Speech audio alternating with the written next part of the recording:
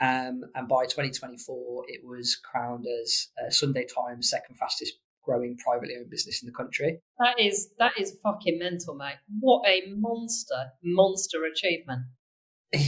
But the best guests on a podcast are those who have achieved immense amounts of success, and they're not fussed about people's views on what they say or do. Welcome to the Exiteers podcast. Let's rock and roll. So, Sam, absolutely delighted, mate, to have you join me on the Exiteers podcast this afternoon. I know you pretty well. So, would you do us a favour and just do a little intro, mate, and tell the audience a bit about you and a bit about Clive Henry Group? Yeah, so Sam Alsop-Hall, I co-founded a company called Clive Henry Group with my business partner, Liam Molesworth. The company's named after our granddads. So my granddad, Clive, Liam's granddad, Henry, John Henry, but named after our granddads. We founded it in 2019. And by 2024, it was crowned as Sunday Times' second fastest growing privately owned business in the country. That is fucking mental, mate. What a monster achievement. But it's not what it looks like on the tin. It's not as linear as that. And I suppose that's why I wanted to jump on the podcast with you and just share some of the lessons, some of the learnings, because, especially on LinkedIn, it's like, oh, look at these boys. They made their company and now they're Sunday Times number 2. And I'm thinking, if only you knew. Yeah, but I think you've probably hit the nail on the head about, LinkedIn is just a showcase for, perfection and everything's brilliant. And, the reality of running a business is, it's an absolute bastard. And we are kind of swinging. I don't know about you, but I feel like I'm swinging on that pendulum from a huge success story to circling the drain on a very regular basis. So tell us a bit more about that journey. Yeah, so it starts from the beginning, really. So me and Liam had an idea to create an output-based statement of work delivery vehicle for the NHS, which is Improve. Yep. And the first complexity we came across was Liam had already started with Joe Mercer Healthcare. So I'm like, mate, let's build this statement of work output-based delivery business together. And he's like, well, I'm sort of building this over here and it's kind of going quite well. So how could I leave that to go and do this? But we kind of wanted to do something together because we'd previously, as what I would call entrepreneurs, built a really fast scaling division of Harvey Nash PLC. And so we wanted to do it together. But the first complexity was we had to bring other people with us because Liam was already in a partnership with other people. Yeah. So the first step was to go and speak with his other business partners to say, look, we want to build a business that does this, but ultimately you've already got this business that does this. So how can the two coexist and what does the relationship look like? So it's weird because we sort of built a company by doing a deal in the first place.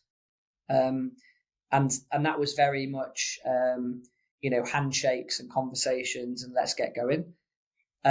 We officially got going on the 6th of March, 2020. And obviously...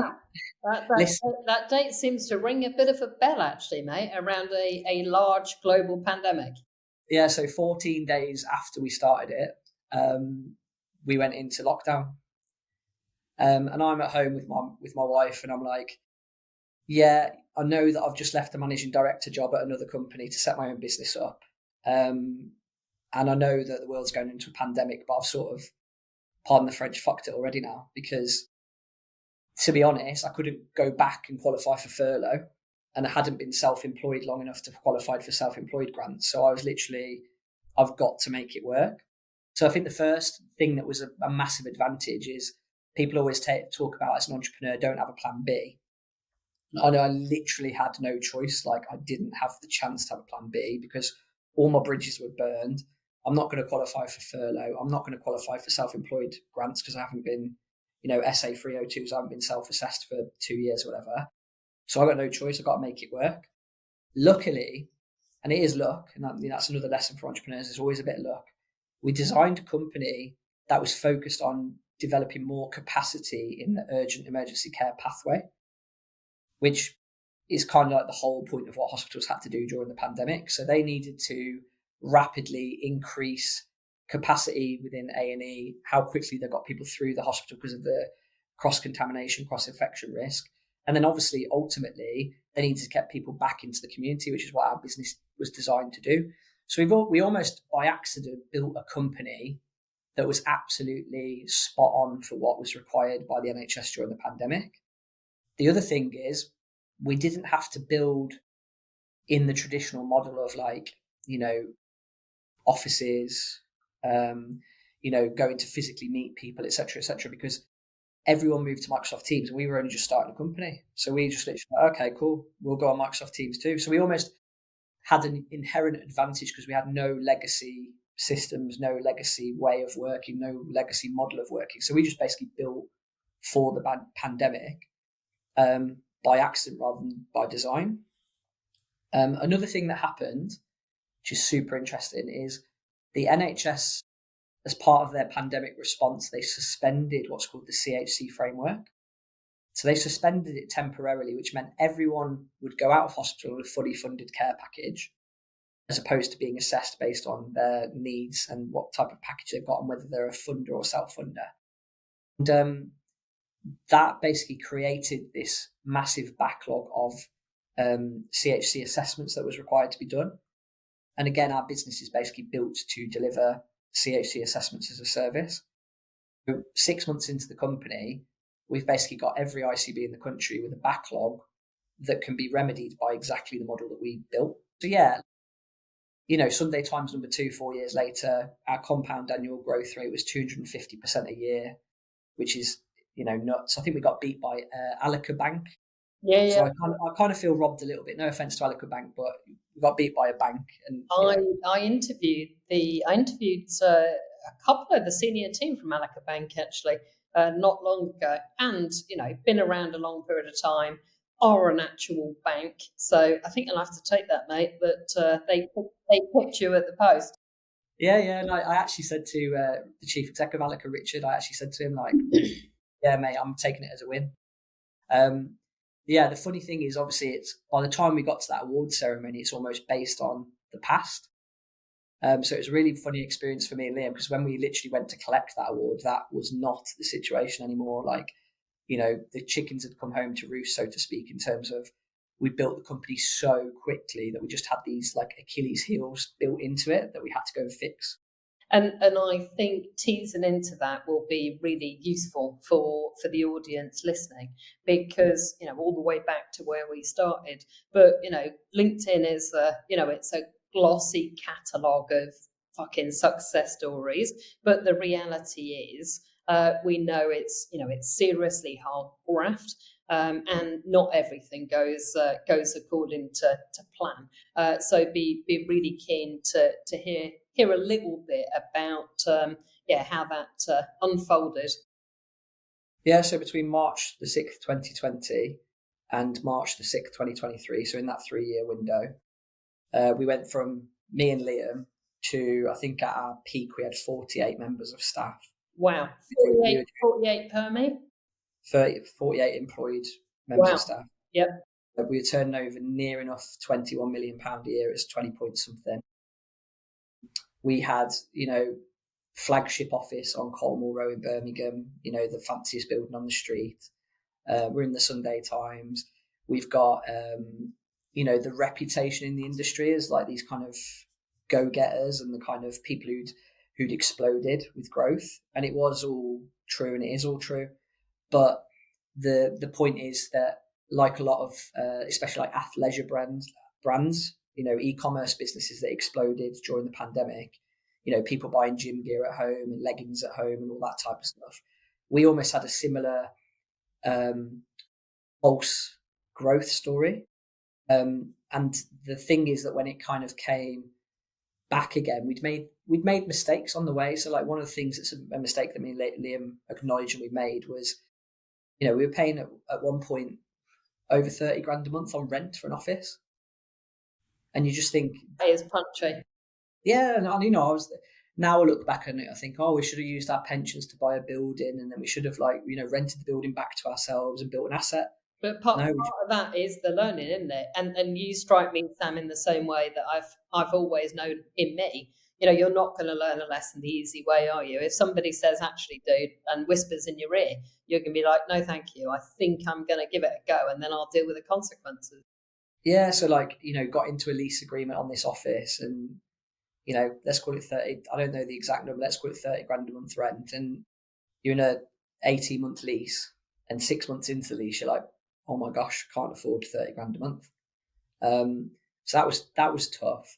The other thing is, at a similar time, we decided to do an MBO.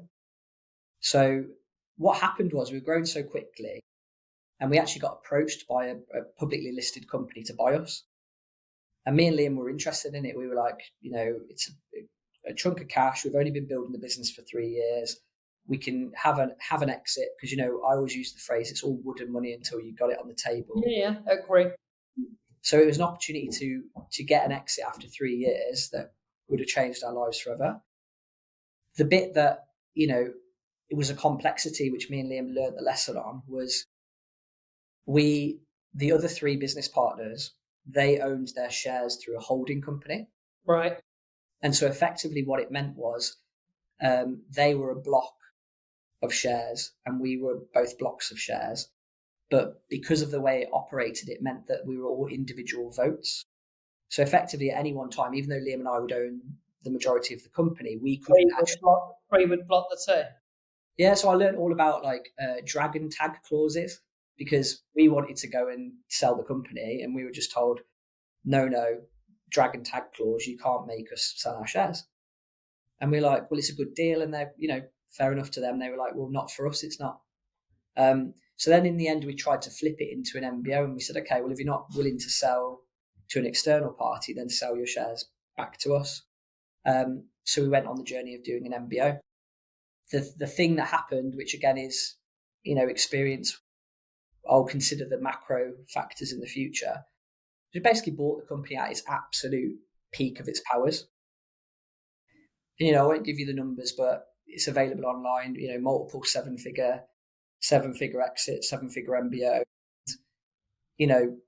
That was based on forecasted sales, forecasted revenue, forecasted overheads. But also at an artificial point of the economy, when that's your kind of core services. Yeah. And we're first-time entrepreneurs, so we didn't really have proper articles of association between us and the other group of things. So the only time this came into a conversation was when, dragon tag clauses, you can't do that, lads. And we're like, okay, what's a dragon tag clause?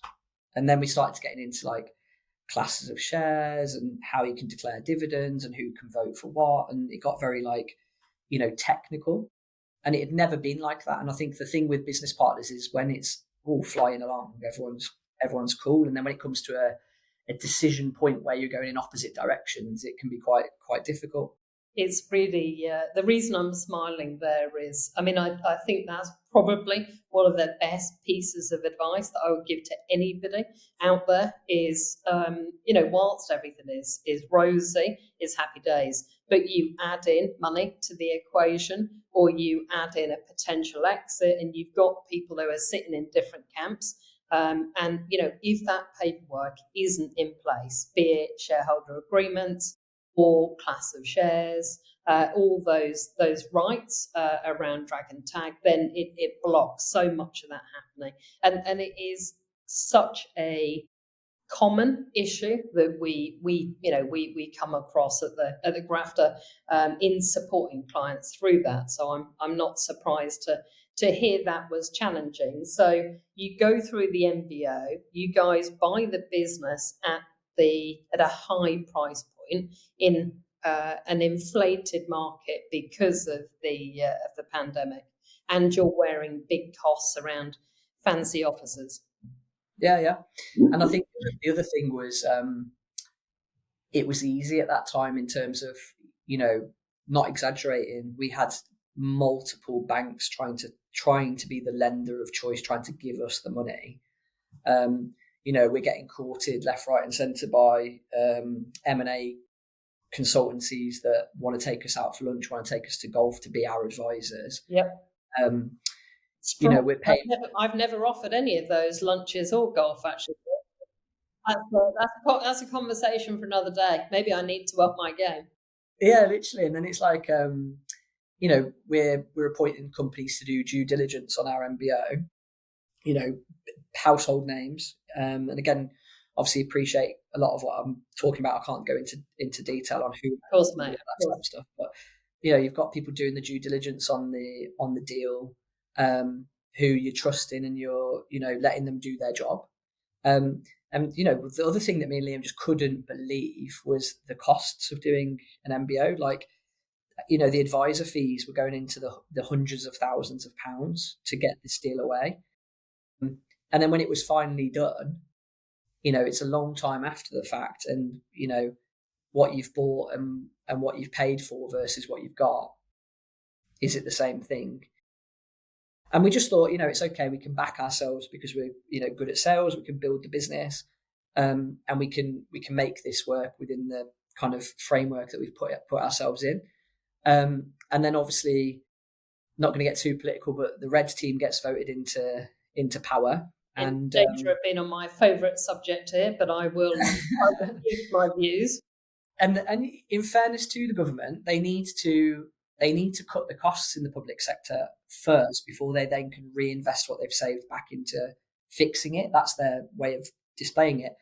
And obviously, our main flywheel of our business is a recruitment company, Woodrow Mercer. So, we're getting absolutely thrashed by agency cuts, agency reduction, recalibration of frameworks at lower margins, etc., like a lot of other health and care recruiters are, at the exact point when we've done a deal to buy the company. So it's tough trading conditions, and it was tough times for us. But it's interesting because we always got told by a lot of advisors that we speak with about diversification, diversifying your interests. And while things were going well, we made quite a few SCIS and EIS investments in different companies. And you made those as individuals or as Clive Henry? As individuals. So, we were taking decent dividends out of the Clive Henry Group, not saying I've got loads of extra cash, but I had a bit of capital available. Of course. And, I made SCIS investments into Tickets for Goods, Switch, a number of other like health and tech companies. And, it's a really cool scheme. You put £1 in, you immediately get 50p off your tax bill. So, I was doing it to mitigate my tax in July, my tax in December or January, whenever it is. And I just thought, well, it reduces my tax, and I could either invest in property that might grow at Z% a year, or I can put it in an ISA or S&P 500 that might grow at Y. I can whack a bit into cryptocurrency, or I can put it into entrepreneurs that I know if they do what I've done, I can get fantastic return on my investment very quickly. So yeah, I've done 3 SCIS EIS investments. One, the company doesn't exist anymore. 2, we've all got one of those in the background, mate. I think I've probably got a couple. But again, if you're an SCIS investor and you're within the qualifying period, if the company goes pop, you get all your money back off your tax bill anyway. Yeah, of course. So it's kind of a risk-free investment to a certain point. You obviously get it back against your tax bill rather than as your capital, but you still, you're getting rewarded for taking the level of risk. SCIS investments are very high risk. Yep. The second one, and I won't say which one it is, but my money's still in there. So I invested in that company in 2021. It's 2025 now. I ain't getting anything out of that business until 28, 29 maybe. So you're looking at like an 8-year investment, and I'll get a return. Yeah, which is a long cycle. But when you're talking 8-year, that's an institutional investor cycle in way of that period of time. Yeah, and the thing again to sort of feel confident about is, well, that company's still here 4 years later, and we all know the stats about how many businesses make it to the 5-year point. So I think it's a solid investment.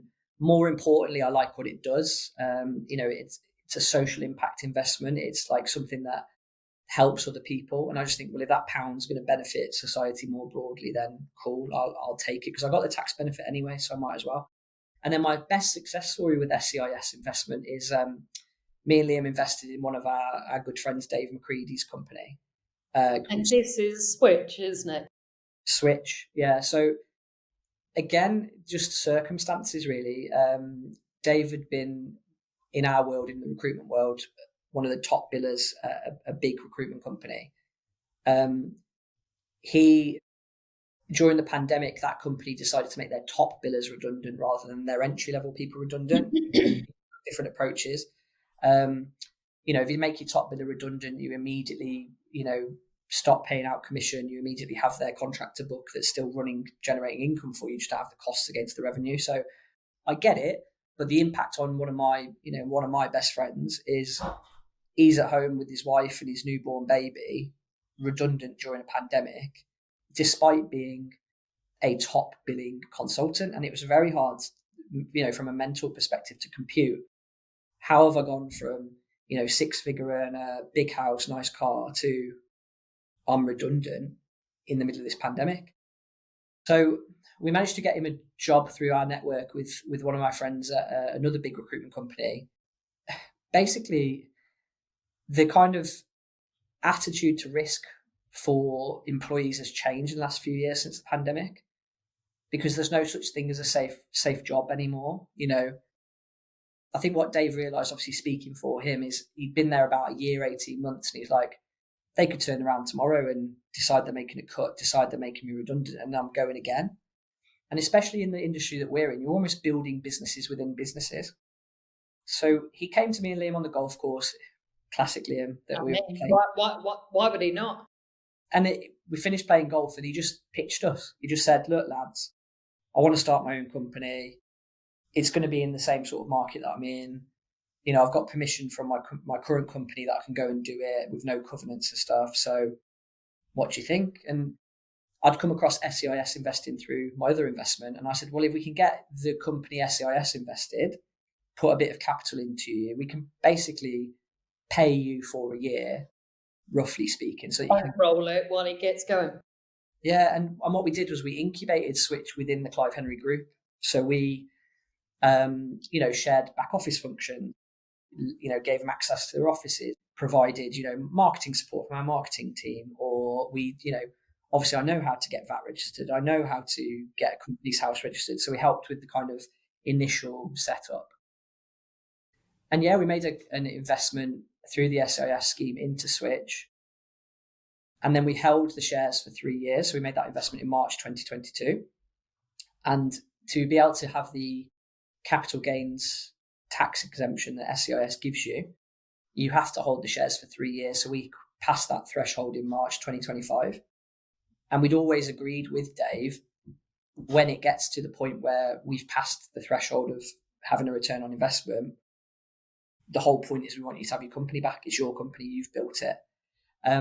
So yeah, we exited the company in March 25 after the 3 years holding, and we got a 5x return on our original capital in 3 years. I mean, that's incredible though, from an SEIS within that period of time, and as you say, giving Dave the opportunity to then own that and drive it forward from here. Yeah, I mean it's a textbook one, because you've made the SIS investment, you've held it for 3 years, you've exited at exactly the 3-year point, you've got your capital gains tax exemption, you've had your initial tax relief. It's an absolute win, because even though it's a 5x on capital, it's actually really a 10x, because you've obviously had the tax benefit at the start as well. So to make a 10x return and set one of your mates up with his own company, I just think that's the biggest win I've ever had. And it's an exit. And the thing is, again, timing wise, that exit came personally for me at the same point where my main engine room, the Clive Henry Group, wasn't able to provide me and my family with the income that it used to. So I'm like, well, okay, no sweat, because I've got this exit coming up. So the diversification, it's one of the biggest lessons I learned. I'm so glad I did it. if I hadn't have made that investment in 2022, I'd have a problem now. We talked about that. I remember you and I talking about diversification and investing some time ago. And I've said this to you before privately, but I think you're one of the most impressive entrepreneurs I've ever met. And I suspect that Clive Henry Group will be going on to do kind of incredible things. The question that I wanted to ask is, when things are tricky, how do you manage that personally? So, the outside world sees Sunday Times, top 3, top 5 companies, and you're sitting there thinking, fuck, it isn't quite as rosy as everyone thinks. How do you handle that personally? Yeah, I think, which is one of the things that I love about what you're building with Grafter, is having a network of other entrepreneurs, because nobody gets it unless they get it, if that makes sense. And I was on the phone voice noting you all the time, like, bloody hell, Rach, what do I do? And you're giving me, your advice and your counsel. Then I was on the phone to a good friend of mine, David Green, who sold his company Remedium. I got a pal, Mike Caden, who, get a shout out as well, that super successful guy, sold multiple companies, lives over in America, and just getting counsel from them, and advice and counsel. And I think the main one that sticks out to me is, and it's a skill that I need to work on. So Liam, you would not be able to tell whether he's having a good day or a bad day at all. Me, I'm like, if you read Harry Potter books, I'm like a dementor. I suck the whole energy out of the room. Everyone knows that something bad's happening. I'm very emotional with it. And the biggest thing that I learned during that difficult period was, you got to keep your powder dry. You got to keep your thoughts to yourself, your cards close to your chest. You've got to make decisions quickly and decisively, but you also need to give yourself as much time as possible. So the big thing that I've learned is, when you've got things where someone needs a decision from you that's not a good situation, if you take 3-4 days to reply to an email, then so be it. Yep. If you proactively don't have a phone call with someone, so be it. If you have to make decisions that are difficult, redundancies, for example, we had to make redundancies in the last year. You have to do them for the right reasons. You have to follow the correct process, and you need to be objective about it. And then also, kind of a bit like a Scarface movie, don't get higher on your own supply. So I think the cool thing for me and Liam is we always knew that the success of the Clive Henry Group is as much luck as it is execution. So you can't count your luck as your execution, because it's not.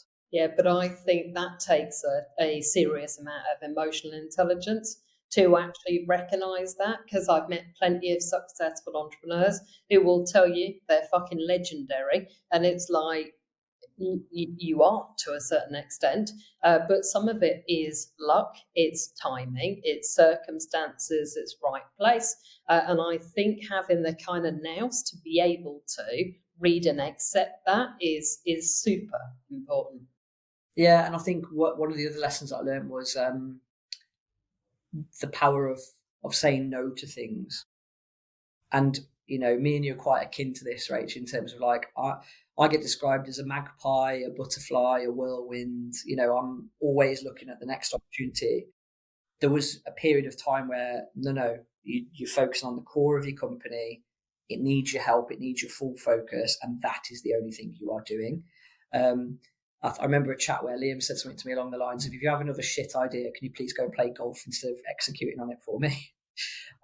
It's funny that, because I do think for me, the ADHD is very helpful in a lot of ways.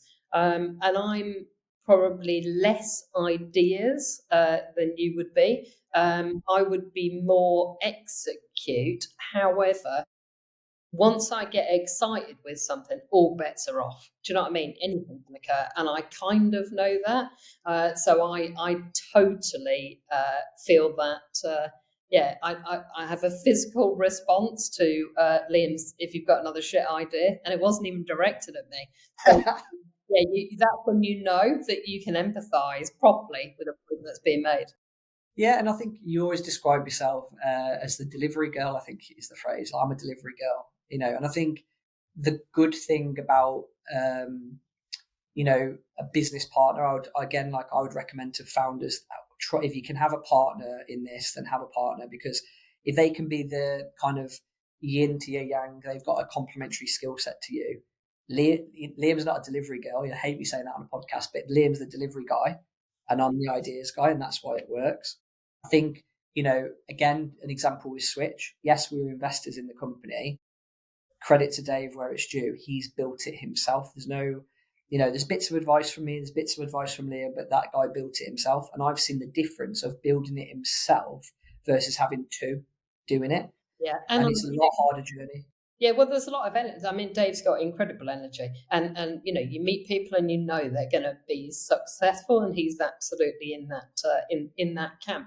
I think it's fascinating, that observation around partners, and for me, recognizing the gaps in ourselves. I was interviewed 24 hours ago by a journalist, and I said, I have no intention of running this company as the CEO as we go into next year. And that's because at that point it will need, a stable CEO, and one who wants to be doing the business as usual, the operational. The best use of me is wanking around on the stage and handling these strategic partnerships. And so it's like, once you recognize that, it's like, actually go and do. But the reality, of course, is that's a luxury that's afforded when you have built sufficient that you can. Because at the start of building a business, you're pretty much cleaning the cars as well as trying to do a deal. I mean, we have to do all of it. Yeah, 100%. And I think, I'm probably the first 6% of a company is my skill. The original 1% idea, the first 5%, and then when it gets to a certain level of scale, I'm not your guy. And that's why I've got, check me out on Company's House. God knows, 15, 16 companies on there now. Trails of destruction, trails of success. It's on. And how many domain names, mate? Because if there's that many limited companies, it's got to be a number of domain names kicking around. And trademarks. I actually own about 15 trademarks. Oh, do you? I just come up with them in the middle of the night, and I'm like, got to trademark that, just in case. Your other half's going, get off the phone, Sam. I'm trying to sleep, and you're there trying to trademark for me. Yeah, even some of the social movements that I've helped create, like Bravery in the Boardroom, for example, with Monique, that's trademarked. It's a trademark, because I just think the whole concept of it is the IP, like that. I need to trademark the concept, which it is, and that is the real value and the secret source of these entities for the future. I think the other thing is building businesses with, and this is something I've learned off my friend Mike, is the phrase of having a moat. Yeah. A defensible thing about your company that cannot be easily replicated. And the moat for the Clive Henry Group is we're on, all sorts of public sector frameworks and stuff like that make it extremely difficult to get on and compete with us. They don't open for 4 years. The barrier to entry is really high. If you're not on those lists, it is hard to compete against us. You couldn't start an NHS recruitment company tomorrow and be, competing with us, because we've got the moat. And I think with all the companies that I've started now and the ones that I'm building in the future, I'm thinking, what's the moat? What's the protective thing? And that's a big lesson. I think not having anything that's defensible and repeatable and scalable. I don't build products. I know you're famous for building some of the most important products in the NHS, but I don't build products. But I can imagine when you build a product, it needs to have something that's the moat, the protectable part of it. And it's the same with the services businesses. You can still have a moat. And I think that's a big lesson that I've learned moving forward, is like, what's the moat? What's the protection? So having diversified interests, those interests have got a moat. And then also just accepting that they're not all going to be winners. Within reason, even within the Clive Henry Group, Are all three of the subsidiary companies a roaring success? No. Two of them are doing pretty well. One of them's a bit of a duffer, but it still has to be learned.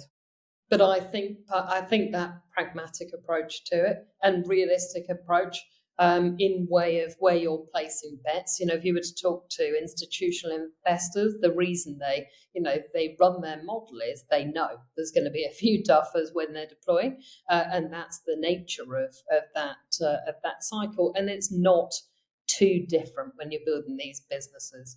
So, Sam, I just want to kind of round up with a couple of final questions for you, if you don't mind. You've talked a bit about that journey of setting up during COVID, going through the MBO, and I guess the highs and lows of appearing on the Sunday Times, fastest growing, and then things being tricky over a period of time. And you've talked and really talked a lot about the SEIS and the benefits of, which I think is, I think is one of the really strong selling points about the UK, and I don't say that easily. So we'll move on from that. But my question is, what are you heading towards over the next 5 years? Both from a Clive Henry Group perspective, but also you personally. So what's the motivation, the exciting bit? What's the path looking like? Yeah, I think Clive Henry Group, we always built it with an exit in mind. Like, we not quite in terms of we built it, we knew we were going to sell it one day, but we've been building it so that we can exit in the future. I call it Olympic cycles. I don't have an intention of doing more than 2 Olympic cycles, and Clive Henry Group's 5 years old now, so you can imagine what my plans are. I think in terms of other things, I've kind of worked out about myself in the last couple of years that I've been describing myself as a social entrepreneur. I know that I could build a business tomorrow that is much higher margin, much more profitable from an EBITDA basis, selling hats online or selling, clothing or whatever. I actually genuinely think the skills I've learned as a business person could be applied to different industries that are far more profitable. But I just don't get out of bed for it unless it's like got a purpose behind it. So we're in stealth mode. This is an exclusive for the pod.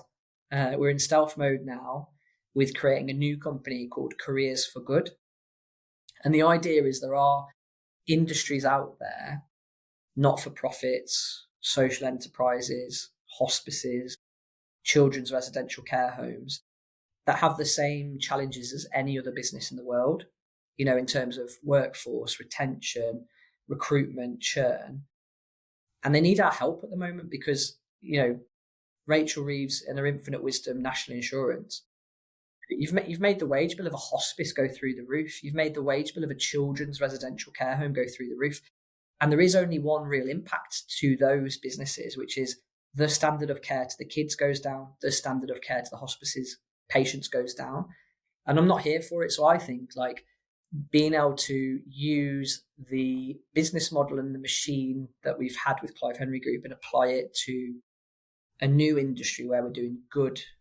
And basically we want to start by providing the best possible recruitment service for children's residential care homes in the Midlands, because the kids in the Midlands who have the situation of ending up in care, they deserve our help. Yeah. And the only way that we can help them with our skill set is to build a recruitment company that helps staff those homes at the most economically advantageous route so that the businesses can do well, so they can provide the best care. So I think my future probably lies in like social entrepreneurship. I got sent a deck yesterday, SEIS investment again, and it's all about how to educate and support children with neurodivergence. Perfect. Is it going to make as much money as some of the other decks I've seen? No. Is it going to help and support people in society and make money at the same time? Yeah. So for me, my future, I guess, is, I'm in a comfortable position personally. So now can I put my focus on like building businesses that help society in a more broad sense. Yeah. So I've been describing myself as a social entrepreneur. That's what I'm interested in. That's what I'm passionate about. Use my business skills, but use them to do good as well. I love that, mate, and I would absolutely summarise your future as looking very bright. So a real real pleasure having you on the Exiteers pod, and I appreciate you taking the time. Thank you very much, Sam Alsop-Hall.